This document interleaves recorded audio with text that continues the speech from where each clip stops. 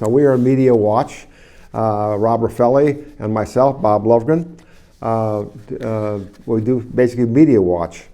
We talk about, and this show tonight really is about Media Watch, how media is handling this the Israeli, they call it the Israeli war. And why Israel is they mentioned it. It started there, of course. This most recent one was started there, October 6th and that. But it's kind of a media situation there. I'm going to start the show. Well, Rob, I'm going to start the show. Show Rob, so make sure that they know he's here, and he'd be listening to me this time to start it off with. Usually, I have him do it, because he does all the graphics and the roll-ins and stuff like that. Anyway, the war in Israel. You see it on all the channels everywhere. So on CNN, pretty much is covering it wall to wall. It's a big topic. The President of the United States took his jet to get over to in the last few days was in Israel in Jerusalem, and of course he had company. He brought in two aircraft carriers, two aircraft carrier groups. I should write that down. Two aircraft carriers, because that's a topic in and of itself. Just to let kind of get a feel for it. An American aircraft carrier is a weapon that is unbelievable. What they got aboard that ship and so on could wipe out. One of those could be effective of winning World War II if it had to be. And we have, I believe, we have quick question. 13 of them. My quick question is how many aircraft carrier battle groups do we have? 13. And I think Gerald Ford is the more latest one. This is probably and by the way, they're all named after Republican. The most recent one, Republican presidents: Ford, Bush, Eisenhower, the Reagan. They're all on board the Reagan. Yeah. Anyway, it used to be named after battles of the Revolutionary War, the Yorktown, the Lexington, and that was named before. Anyway. It's a very big hot topic and so on. Of course, it took off which by the way, it took off all of the news about the what's going. We don't have a speaker yet, the Speaker of the House yet, because they're still trying to figure out. The Republicans still trying to figure out what they're going to do. We could have that as a subject, although I think we'll talk about that tonight. But Ukraine, what happened to Ukraine news and so on? People are dying like flies in Ukraine as we speak. They have been all the time. Bombs have been hitting at schools and I don't know what else, the hospitals and all kinds of places, the Russians and so on. And they cover that little bit, and then they just go on to something else. But all of a sudden, this Israel war, I'm not sure exactly why that should be so important now. Israel has had war. Well, they say about the Israeli war. There's been a war in the Middle East since 1948. The day Israel was made into a country. They established a country and were recognized within minutes by Harry Truman. He was president at the time. He was the first, Americans were the first one they recognized as a country. And it took a while. Britain, I think, was right after that, and several others. But U.S., they being recognized as a country. And ever since then, they've been fighting wars and so on. And this war, as I was going to say, is a little different.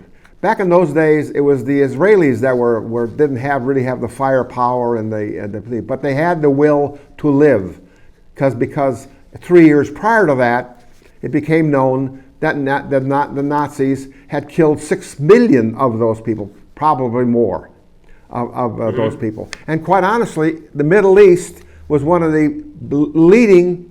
They certainly were very. They were very. With the Nazis. Why? Because they were killing the Jews too, the 6 million, and that's what the people in the Middle East, the Arabs and so on. That was the thing to do. Because not to put too fine a point on it, hatred and desire to kill the Jews is in the Quran. I'm not a Quran scholar, but I've been shown that there's plenty of places in it where Is that right? That's part of the. But it actually comes from the time of the prophet himself, because he wanted the Jews to back him. He wanted them to convert, and because Yeah. of course Jews were a large component of where he lived in Arabia at the time. So he said, look, we'll when we bow to prayer, we'll bow to Jerusalem, and you guys should join up. And they declined, and he took it rather hard. He decided that maybe they should all be killed instead. Let's go back a little bit then. Why did this hating Jews basically be killing them, Jews and so on? I mean, they tacked the Erosions tacked some guy up on some dude on a cross, and that started this whole thing. No, I don't think it did. It's amazing. They blame me, and it wasn't the Jews that did it. It was the Romans that did it. But at the request, I guess, of the Jewish people, what they was doing, and the money lenders and the whatever it was in the church. And Herod. Yeah, and that of course Jesus didn't like that and called it a walk off. They wanted to get rid of him. And I guess they made it up, and they tacked them up with the other two criminals. What was the one? What was the other one? It was three of them. Barabbas and Demas. Yeah, right. Barabbas and so on and so on. Who was a crook, small time crook. They freed Barabbas. So I don't know who there were two other guys crucified with him, and one of them who is now a saint. Saint Dismas repented on the cross and believed. But not Boris. Zoras. No, I don't know who the third one was. Yeah. Anyway, I remember what's his name. That kind of scholar. Anthony Quinn played him in a movie. I remember that and so on. But anyway, I guess that's what started this whole thing. But I guess even before that, Jews were hated, and they were this and that and so on. It's been going on for forever. The Jewish population is the diaspora of the Jews is probably all over the world. There's Jews living in every country. You look it up. You can look it up. Not many in many places and so on. The United States is second only to Israel itself, and a lot of those people were Americans, were American citizens that moved there and moved to Israel after the war, after it became a country in 1948, and in fact still do live there. I know several people that did it. At any rate, that moved from they were born and raised in California or Chicago. It was in Chicago actually. Ended up moving to Israel. But that war has been going on for that's this hatred of Jews. I don't get it. What did those people do so that was so bad that they pogroms and all kinds of things? The Russians had pogroms under the Tsar, and they killed out whole villages. The Jews were blamed for the Black Plague in the 1300s, and they went into villages and killed all the Jews. It's they've always had this stigma attached to them. This time around, however, the Israelis they're armed. They're the best, one of the best armies in the world. They have technology. I just heard today, in fact, they have a new laser beam. They call it the iron beam. They have the iron sky or whatever they call it for missiles. Yeah, dome. Yeah, but the iron not drones. Anyway, the iron, which really is lasers, and they have been developing it for several years, and they're now implementing it in the sky. It's cheaper. They got to shoot down. One is shooting something. One of the drones down that rockets they send over now cost $50,000. This new thing only costs $2,000 each time. Maybe that's kind of a Jewish thing right there. Oh, by the way, too, I have been called a Jew many, many times because I'm a landlord, and what I tell people is, thanks for the compliment. That's what that's my natural reaction. It's happened to me more than once, put it that way, many, many times. There's something like that from my family. Yeah. Where, I think my grandfather's sons were complaining about Jews for some reason. I can't imagine why, but anyway, they were complaining about them, and their father said, they're pretty successful. Maybe you should watch what they do and do it too. That's right. That's right. They were the Rothschilds became them because they're the ones that control the money. They had because they couldn't own land. Anyway, there's actually even a parallel. Like, yes, one of the things that happens when you have to leave places with what's on your back is you start to value the capital that you carry in your head. Whether somebody is a diamond cutter, you can lose the diamonds, but you don't lose the diamond cutting skill. That can be said. They have acquired skills and valued education because those skills are portable. So and worth something. Yeah, and worth something too, because they couldn't own. I don't know. I guess they were ostracized and restricted from doing a lot of different things, I suppose. But they went around it. They became the people that a lot of the big firms in New York, the security companies and so on, were formed by Jews, people with Jewish ancestry. I want to talk to people perhaps out there in Santa Barbara, that's where the show is coming from, about my experience. I've seen a lot of movies and stuff like that about the camps and the concentration camps and so on, and Jews being killed. There's all been many, many movies made about it. And I happen to know a gentleman that was here in Santa Barbara who was a refugee, not a refugee, an escapee of Sobibor, which was one of the camps in Poland. His name was Tom Blatt. I got to know him because he was running the Muntz shop there on Las Positas and State Street that installed radios in automobiles. Muntz was a big, big deal in those days. I don't know if you remember that or not, Rob. Oh, I do. Yeah, he was around. He had this advertisement, like the guy with the pillows today. You saw him all the time on TV. Well, Tom owned it. Then I got to talking about him, and sure enough, I found out that he actually was one of the escapees out of a camp that really had about 300,000 Jews in it, most of whom were dead before the sunset. As soon as the train came in, they were gone. But a lot of them were the workers and stuff, and he was one of them. He was a 14-year-old kid, a Polish kid, and he had gotten picked up and so on, and they put him in one of these camps, and he escaped.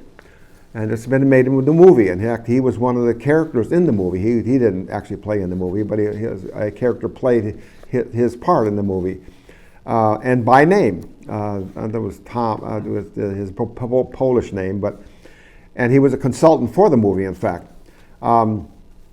anyway. If you're looking for the movie, it's called Escape from Sobibor. Yeah, right. You probably can see it and so on. It was what happened was. They got the Russian prisoners of war in the camp, and they made up a plan that all of them escaped. They killed off They killed off a number of the SS guards, and then they just ran out into the fields and so on. And of course, there was mines all over in the field. A lot of them died. So only very, very, very few of them escaped, even into the forest, which was adjacent to the camp and so on. Tom was one of them. And he was actually turned in by some Polish. He was in a Polish farmer, and that's how he was picked up. And I don't know. I guess he wasn't. He hid out from that. I can't remember. Anyway, he survived the war. Ended up going into several different places and so on, and ended up in Santa Barbara, running the Muntz radio shop at Las Positas and State Street, which is now owned by a Jewish guy too that I know, a very good friend of mine, Alan Gold. Who was a student at UCSB and ended up in Santa Barbara and from Puerto Rico. Puerto Rico has a very not a large Jewish population, but it has a few of them. And Alan's parents, I think, I don't know if they're still alive or not, but they still live there in Puerto Rico. At any rate, he told a story. One night he wrote some books and so on. And one night, a friend of mine named John Lee was a coach, a volleyball coach at I think San Marcos, maybe it was Dos Pueblos. I can't remember exactly what school he was. Wherever hopefully you might know him from Santa Barbara. And we drove down to Tom's house. He lived in Ventura, And then we got it. Tom was showing us all this stuff that he had about his experience in Sobibor, and it was quite an evening. As I recall, John, who's watching tonight, he knows it was very light changing. This is a man that actually survived that. I think it was only like 4 or 5 or maybe 10 survivors out of those 250,000 people that were killed there or had gone through Sobibor. He was one of those 10 people, or 5. I think maybe it was less than that, and so on. So I have that experience. So when I talked to, I have to tell you this. When I talked about the this war now that's going on right now, I'm positive to the Israelis to win the war. They've been at this war they've been at this war that's been going on since the country was formed in 1948. That it's never gone away. All of the young people in Israel, if you live there, if you're a citizen, you have to, after you graduate from high school, you have to serve. I think the men have 3 years, and the women have to serve 2 years in the army, and then you can go to college. I think something like that. Correct me if I'm wrong. You can see the email address up here, and you can correct me if I'm wrong on that. But the bottom line is that this time around, the Israelis they're well equipped. Put it that way. You're not going to beat them. They've won every battle since 1948, every war. And if they think about, they're talking now about Lebanon and all that, they got to open a second front and so on. Well, I think it was a 6-day war. The Egyptians invaded with hundreds of thousands of troops and thousands of tanks and all kinds of equipment and so on, and the Israelis beat them, and they were being invaded at the same time by Syria, and the Israelis beat them too. These guys are got these missiles and so on, and then I saw some stuff about there. I think someplace or other they're still throwing rocks and sticks at Israeli tanks, someplace and so on. That ain't going to do it. Well, they're also looking for kind of a propaganda victory. They want to run a little picture and say this teenager was shot dead while he was throwing a rock. Yeah, right. Yeah. Well, he's throwing the rock at the heads of Israeli soldiers. I think shoot him before he throws the rock. Yeah, well, even that is not going to do it. Well, like Einstein said, they asked him one time, "When the Third World War?" There you go. Thank you. That's good showing that. That was explained to me. Put it back on, Mike. What he's got the Israeli flag on that. It looks like a beehive. And the guy knocks it open, and this is the Hamas guy, this guy that's jumping there, and then he's pointing. In the last slide, he's pointing to the camera. Well, they're the ones they're the ones that are initiating the war. No, they're not. Right. They never have. Nasty. They don't want no war. They want to be left alone. Go ahead. It's apt enough. I mean, you can see that this has been planned for a while. They've been Hamas has been stockpiling rockets, some of which they might probably get in from Iran, which backs them and actually runs them, and some of which some of the reason why they don't have a lot of water is that they go ahead and strip out things like water pipes or anything that they can turn into a rocket, because they would rather shoot shit at Israel than they would make sure that their people are got water to drink. Yeah. Anyway, the Gazans really, I mean, whatever they think they're doing, they serve the purpose of human shield for Iranian-backed militants who shoot at Israel. Right. They don't want a solution. Here's something that I wanted to show you, and I can get around to it. Mm-hmm. There's a site that I follow. It's called History Debunked, and it has this wonderful old Brit who talks about history. And one of the things he was saying in a recent one was, why are there refugees? Why are there Palestinian refugees? He said there's events all over the world every decade result in refugees, and those situations are solved within a year or so. That includes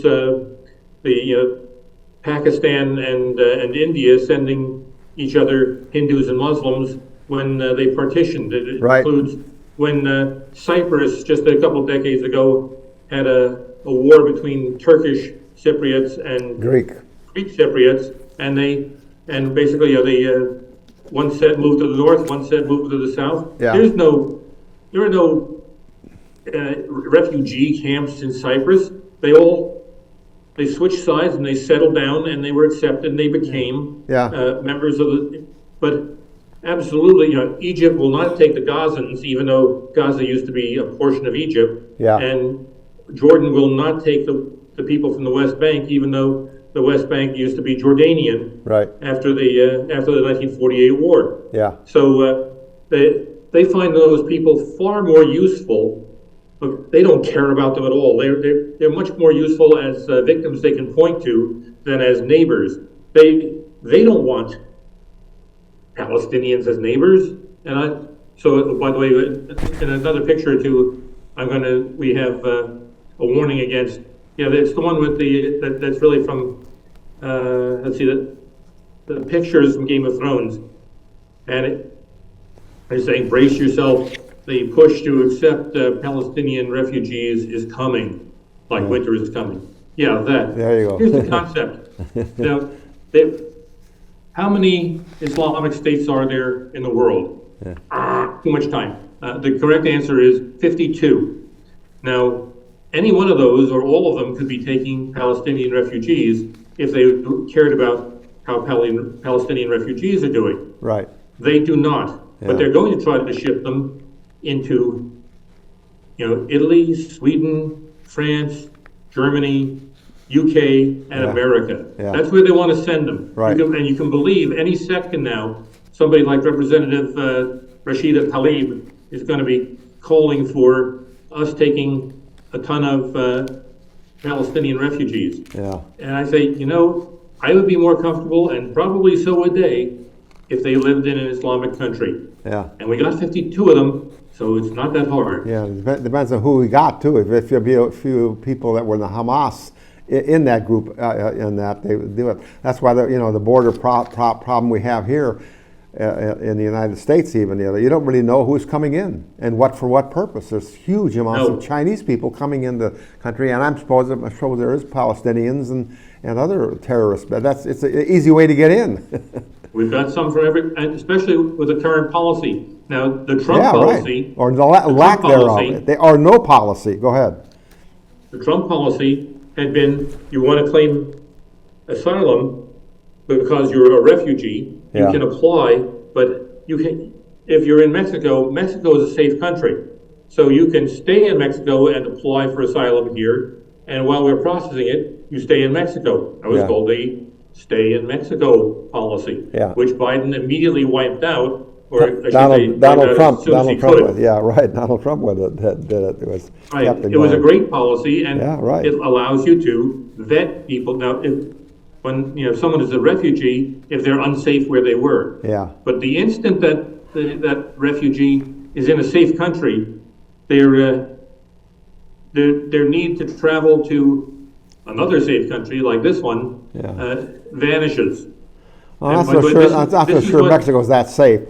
Go ahead. Well, then again, I'm not sure so USA has said that's safe these days. Go ahead, I'm sorry. Technically and diplomatically they are. Yeah. So that's the reason for the policy. And by the way, you may have noticed that Poland and Hungary don't have any terrorist attacks. Oh, this just in, Poland and Hungary don't take any Muslim refugees. Is that right? Yeah. None. They don't take them. Yeah. They say they don't want no illegal aliens. And they've also decided, not only are we Hungarian, we've decided to stay Hungarian. Yeah. I didn't know that. And Germany too, I suppose. I mean, they must have. All countries have these various things. I think. Our country has over the years has restricted certain groups of people, Chinese and other people from coming into the country. There was a restriction. There was a certain amount of people that could come in under that ethnic group and all that, and that was the end of it, and so on. Of Well, course, not here's my now. view. Not now. All you got to do is get to Mexico, and you can walk across. If you can swim a little bit, you get across the Rio Grande, and you're here in the country. They take your name down and say, report back 3 years from now. By that time, the guy's and by the way, got a job in Minneapolis that he doesn't care about that anymore. something else to know about that is that Mexico is not in control of its border. The cartels are in control of Mexico's border. Yeah. People who come across the border have paid the cartels. That is necessary. There's no way around it. And Mexico hasn't done anything about it. I don't know if they can. Yeah. And the U.S. hasn't done anything about it. Yeah. We're pretending to have a rule of law, and we don't. Yeah, well, building a wall would have helped. I mean, getting that certainly would have been some part of it. The fact is, Biden is now going to. He's got all the stuff down there, warehouse someplace from the Trump days and so on. I guess it's still viable construction material, and he's going to build 100 more feet, 100 more miles or something like that, or 200 miles more of a pipe that stuff was going to be doing. That's what he says anyway. But we have border, and according to his administration, we have control of the border. That's no problem. Yeah, right. I won't be holding my breath. Yeah. Anyway, yeah, that's we go on and on about this again. Now, let's keep going. Basically, I think to some degree. Oh, one thing about Iran, they're gonna get in this fight too. They already, of course, are supporting that's where the money's coming from to buy all this stuff for Lebanon and Hamas and other people that are those two in particular, anti-Israeli and so on. But how do they get there for their army and so on? How do they actually support then, other than sending their material, their rockets and so on? I guess I don't know if they're manufactured there. You said they're taking the pipe up and making the rockets, and that. But we don't have to be afraid of her. They don't have the nuclear capability at the moment. And even if they did, it'll be the same thing what happened to Syria when they developed the atomic plant or whatever it was a few years back. And guess what? The Israeli Air Force bombed it and put it out of business. What? That was Iraq. Yeah.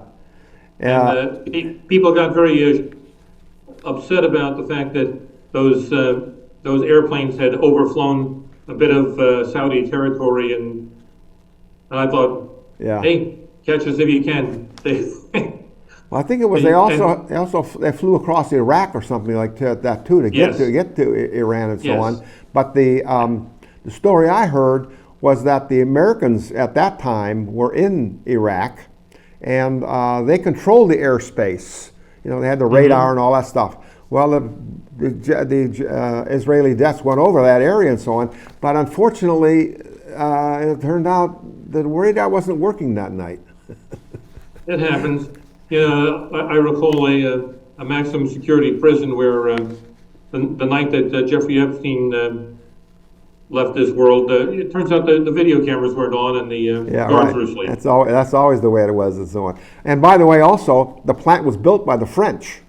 Because Syria has a French background. During the Mandate after World War I, the British, they divided the Middle East up, and really the French took on Syria. They had borders and so on, and I believe the British got Iraq or something like that.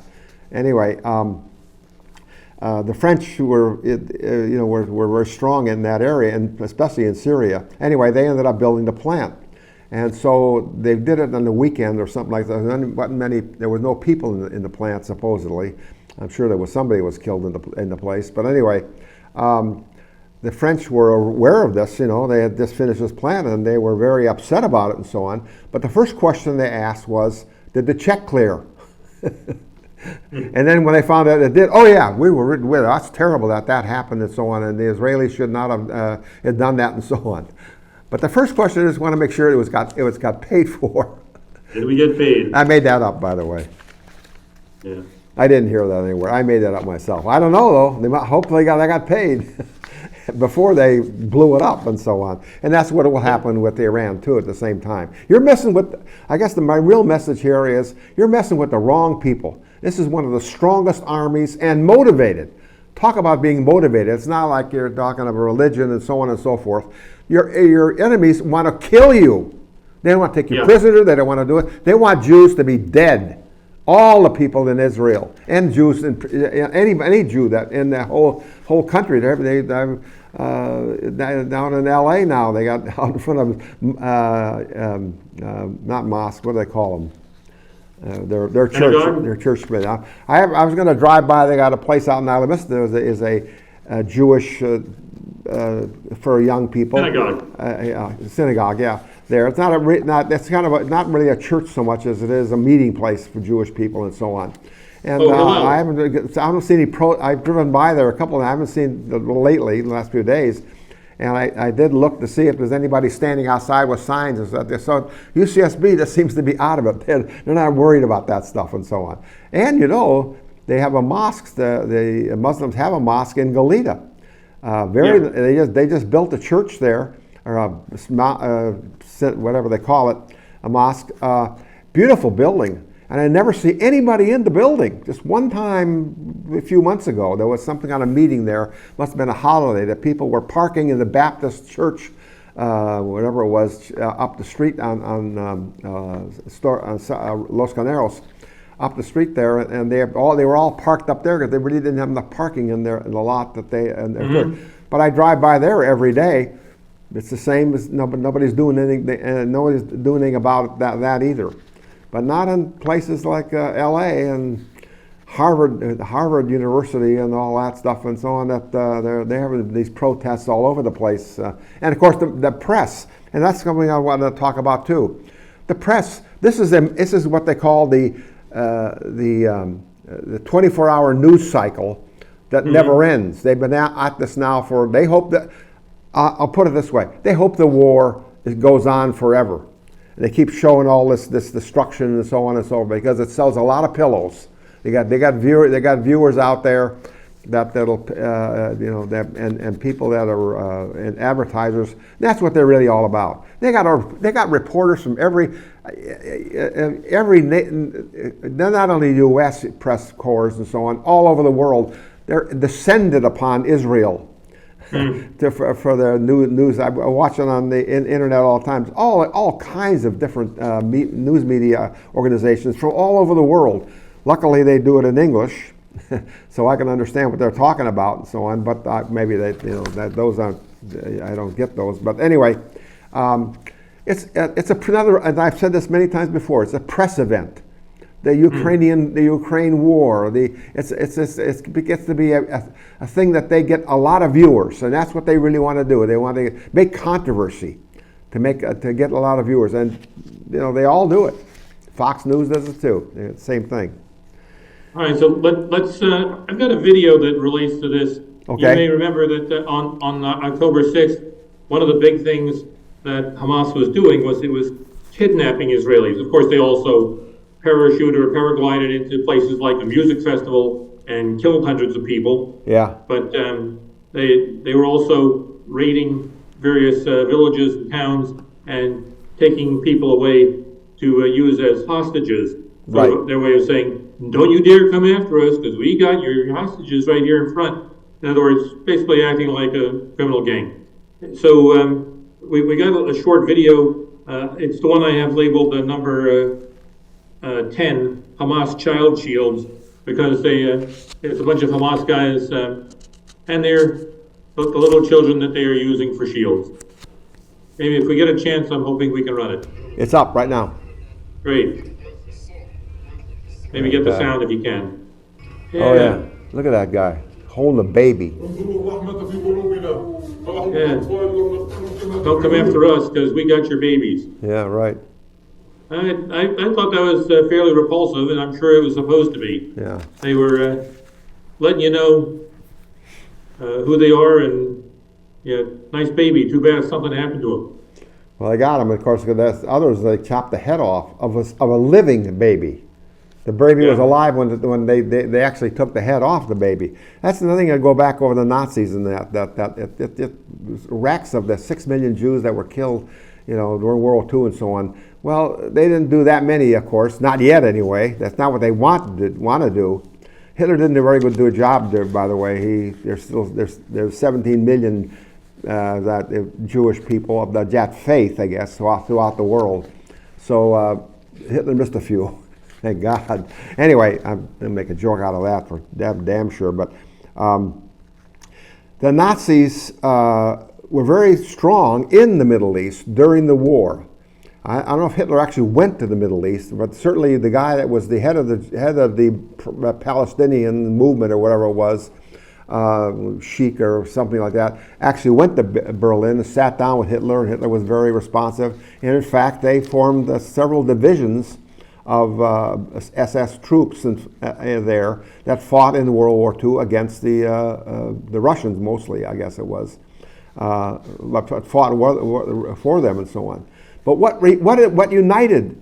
What was the connection between the Nazis and the not the Israelis and the Arabs in that area? It was killing the Jews, get rid of the Jews. This is before the country was formed. The Nazis are doing the Arabs a favor. In fact, I think even they wanted to do it. They were right there with the Nazis. So don't tell me that there's no connection between Nazis and the Arabs. In fact, there's during World War II and after that, and even before that, they were trying to kill Jews. And that war's been going on a long time. But some of you know about that, and is that Arafat, for those of you who are too young, Yasser Arafat was the head of the Palestinian Liberation Organization, PLO, and his father had been Grand Mufti of Jerusalem. He was the Lord High Muckimuk of Jerusalem on the Islamic side. Yeah, okay. And he was one of those who was close with Hitler and the Nazi alliance. That's the one. That's the guy I'm talking about. It's a nice little tie-in. Yeah. It pays to know your history. Yeah, but their connection really was what they were, where they were doing together.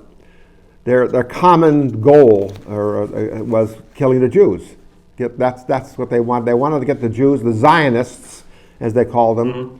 Keep in mind that there were Jews in the Mid East all the time and so on, but not that many. It was only the Zionism started taking place right after World War I, maybe before that even, that we're going to establish a home country for the Jews in the Middle East, because that's where they come from originally and so on.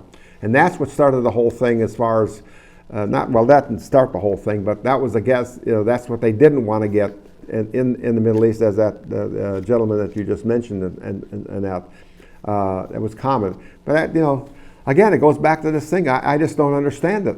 It's just hard to feel what did these people do to be so for 2,000 years, more than that even probably, to be so ostracized and killed. Basically murder these people. I mean, but those people were attacked in a restaurant in Beverly Hills, and they weren't even Jews. But the people heard that there were Jews that went in there. In fact, a lot of people that they kidnapped now weren't Israeli citizens even. They went into that reminds me of that thing that they have up in Nevada, out in the desert and so on. They have one of those, I guess, down in, we're having one. Like Burning Man. Yeah. Down there, right, they were too close to the Gaza border and so on. That's unfortunately what happened to them. But that's where a lot of the Americans were in fact taken hostage, because they were attending that little function down there, and that's what happened to them. There's a lot of Americans. That's another thing about. Now maybe you can make some comment about what the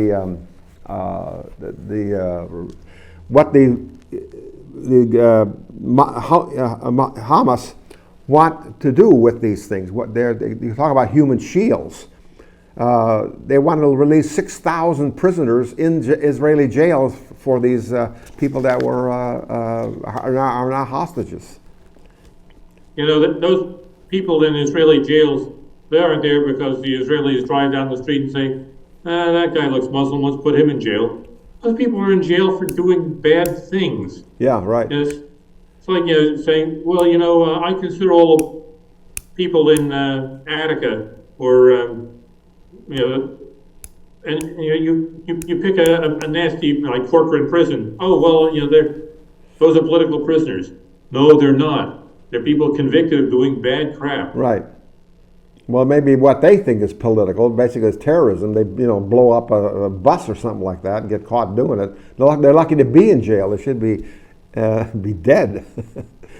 In fact, there's all these guys that went in October 6th. Did you heard any stories about any of those guys being captured, taken prisoner? I haven't heard anything about that at all, that they were actually captured. I got a feeling it was like the SS people in World War II. Anybody wearing a black uniform, they caught, especially after when they killed all those guys in the Battle of the Bulge. I got the name of the place where it was. Anyway, they murdered for a few days. The Americans, anybody they caught in a black uniform, they killed. The American troops. That was pretty common. What's his name? The general. Patton? Yeah, Patton. Patton, I'm sorry, I'm getting old. I can't remember names too well anymore. Patton knew about it and so on. He just said, forget about it. We're not prosecuting anybody. Unfortunately, the black uniform was also worn by Luftwaffe pilots, Luftwaffe people in the Air Force, the Luftwaffe. So they unfortunately suffered they were innocent civilians. Talk about civilians a little bit. All right, here's another one he wants to show you too. Actually, we're going to get back to the Israeli thing in a minute, but here's this is my problem with the rule of law here at home. Yeah, okay. This guy here that you see, he was as this says here, he's a pro-Trump meme maker. When I say meme maker, I just mean he published stuff that he hoped was political and funny. I think that he was convicted here for something like interfering with an election.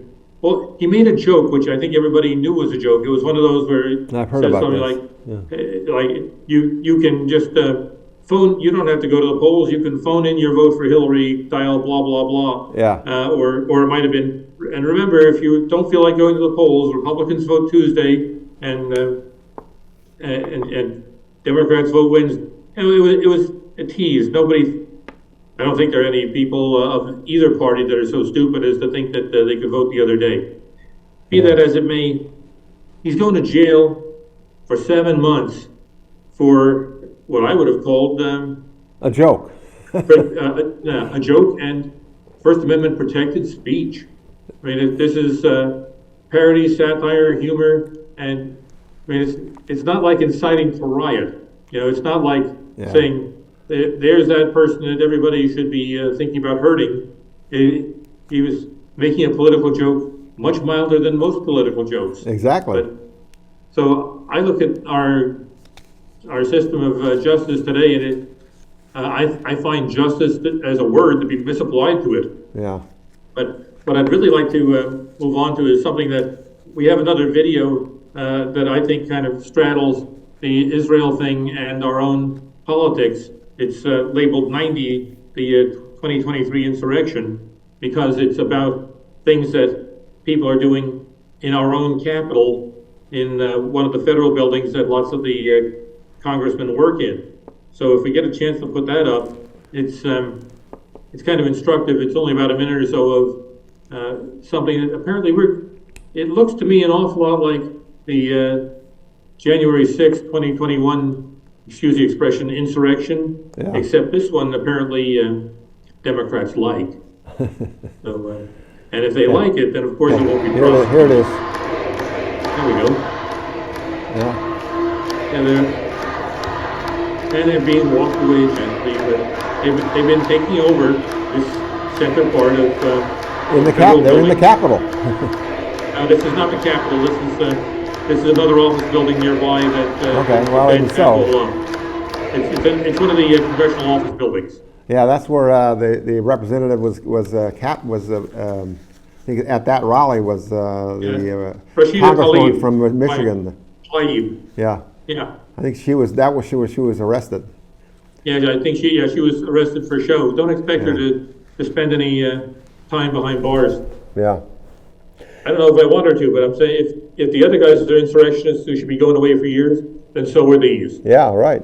I mean, like I say, all protests the word protest is violent. It means violence. That's what you're talking about. There's going to be some violence. That's what happens, and that's where people get killed. Well, they get hurt basically, and they start burning stuff and so on. A peaceful protest. There's no such thing as a peaceful protest.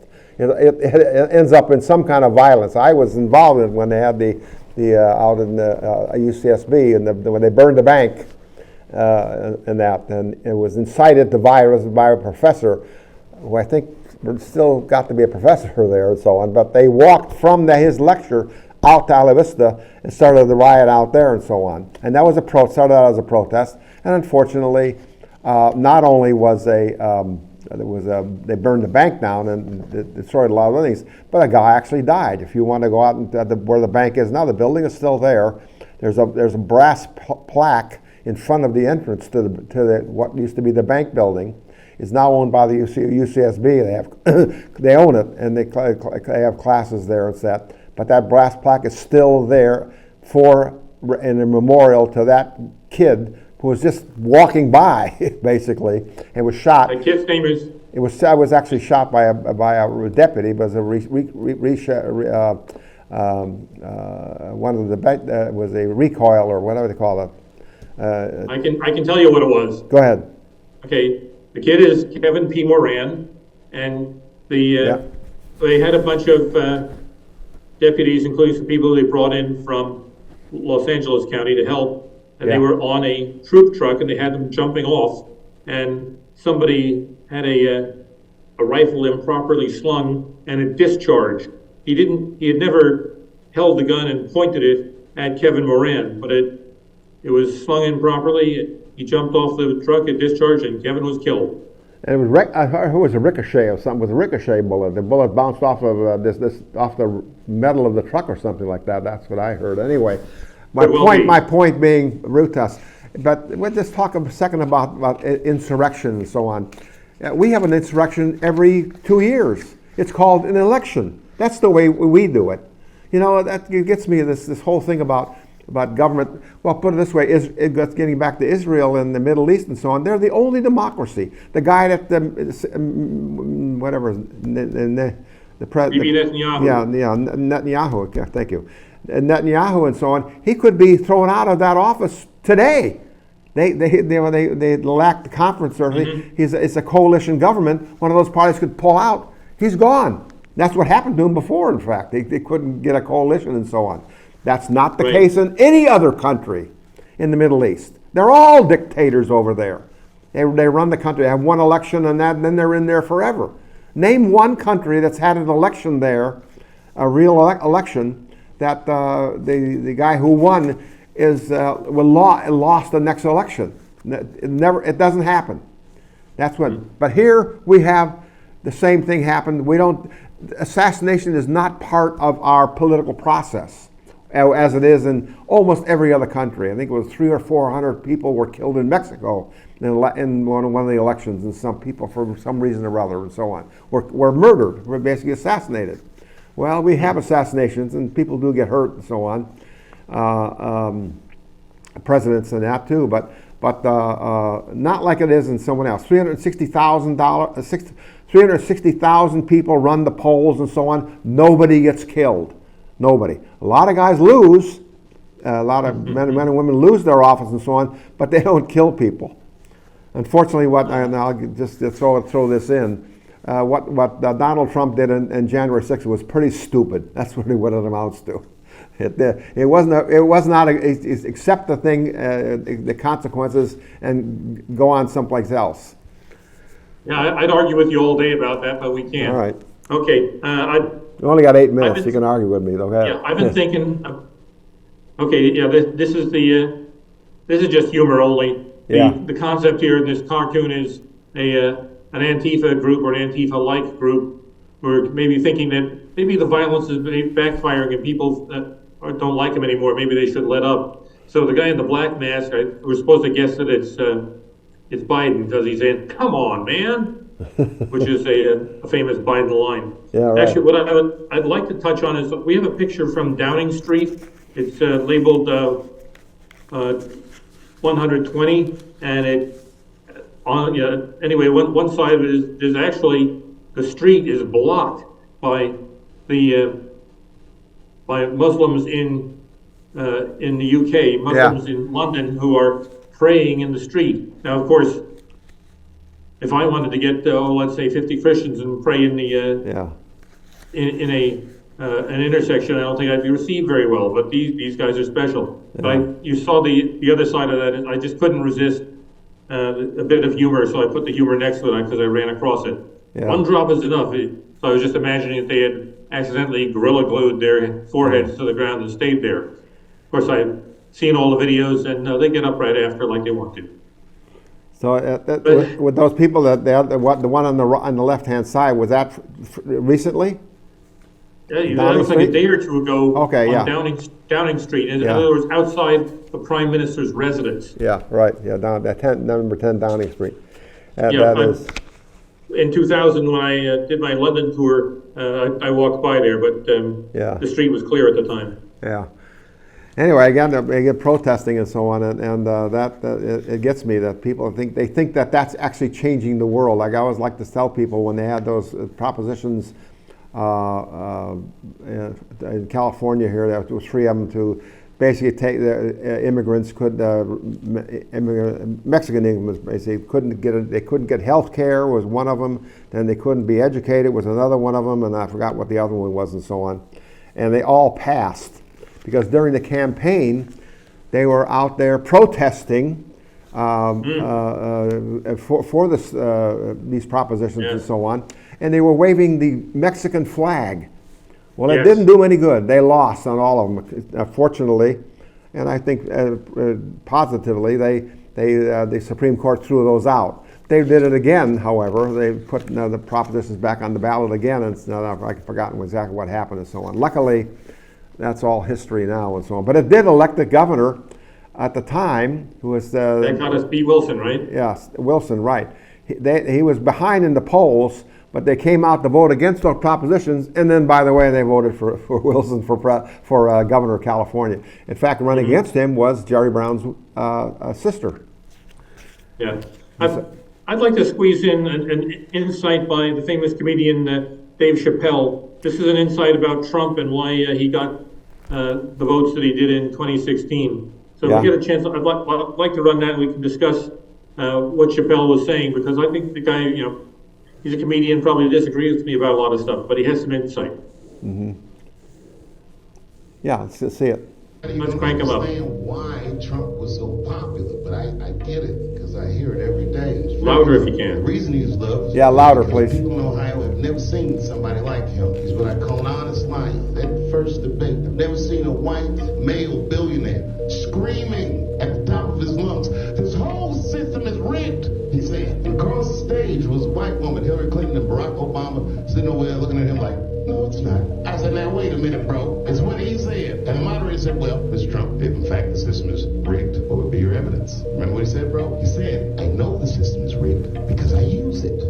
I said, "God damn." And then Hillary Clinton tried to punch me in the taxes. She said, "This man doesn't pay his taxes." He shot right back. "That makes me smart." And then he said, "If you want me to pay my taxes, then change the tax code." But I know you won't, because your friends and your donors enjoy the same tax breaks that I do. And with that, my friends, the star was born. Yeah, a lot of what he says. A lot of what he says is, well, a lot of it's true and so on. There's a billionaire complaining about the system being rigged, and he's using the system. What's your evidence? I use it. He said, "Well, you don't have to pay your taxes." Well, that makes me, I'm smart. I'm using it, and if you want to take care of it, like Hillary Clinton was a senator, she could have done something about it. Yeah. Hillary Clinton was the Secretary of State, and she could have talked about it all the time. But no, they because her donors and all the people in her class use it too.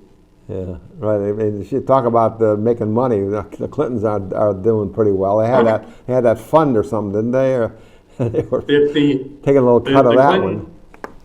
Yeah, the Clinton Worldwide Foundation or something like that. Yeah. It's and while she was Secretary of State, that foundation took in something like $150, $160 million. Yeah. And basically it enabled the Clintons to live like heads of state or potentates. And strangely enough, when she lost the election, Yeah. money stopped flowing in because they had huge numbers of Right. great big foreign donors. And now that she couldn't sell influence, Yeah. which is what I suspect those people thought they were getting, was I think they were getting influence for their money. Yeah. Plus, she wasn't reelected or wasn't elected the president. So now they don't need to send money. Well, like I always say, people that they say politicians always say, well, I got contributions from this place or that place and so on, but I had nothing to do with whatever they were, their project or whatever was came before them and so on. I didn't. That had no influence over me because of the fact they gave me $1 million for my campaign. Bullshit. Excuse my language. Bull crap. That's why you give politicians money. You want some influence. Not influence about you want them to vote a certain way. What it does give you is access to that politician. When you call up and you've given them money and so on for their campaign and so on, they know that you're the guy that gave the money. They answer the phone. Or a woman. Charles Keating. Yeah. Charles Keating 5 Right. gave $12 million for access. He was asked in court, do you think that you got access for your $12 million? He says, I certainly hope so. Yeah, right. That was the guy in the Phoenician in Arizona, right? Lincoln Savings, yeah. Here's another one. Evolution of the American left. Yeah, you used to be a leftist, you had to question authority. Now you're a racist if you do, because they think they're the authority. Yeah, everything is racist these days. I you turned the some tables on him because of Clarence Thomas, and they're after him for this and that and so on and so forth. And I says, that's racist. Well, this isn't racist. This is Clarence Thomas. He's black, and you're giving him crap about getting on planes with some this, that, and other guys and so on. That's, as far as I'm concerned, you're being racist about it just because he's black. Well, how do I know? Those planes were. And I don't think there's anything wrong with that. And what's her name? The one that just died. She was getting $100,000 for a lecture circuit or something like that. She was making money at it. Yeah, and it's never enough. Here she was already worth tens of millions, and had to get out there and get another 100,000 every time she opened her yap. Okay, we only got 30 seconds here, but this is we'll finish the show off. Okay, I took that picture. You took that picture. Yeah, right. This is outside of a Target store here, right? That's inside. I walked in, and it was just to my right as I walked in just to my left as I walked in the store. I said, that's worthy of a picture, and I took it and I added the logo just so you'd know where it was from. Well, the bottom line is there's nothing wrong with it really. If they want to advertise that way, that's fine. So I hope it took it down pretty quick. Put it that way. I'm merely an observer of the passing scene. We're all done. I have nothing against it.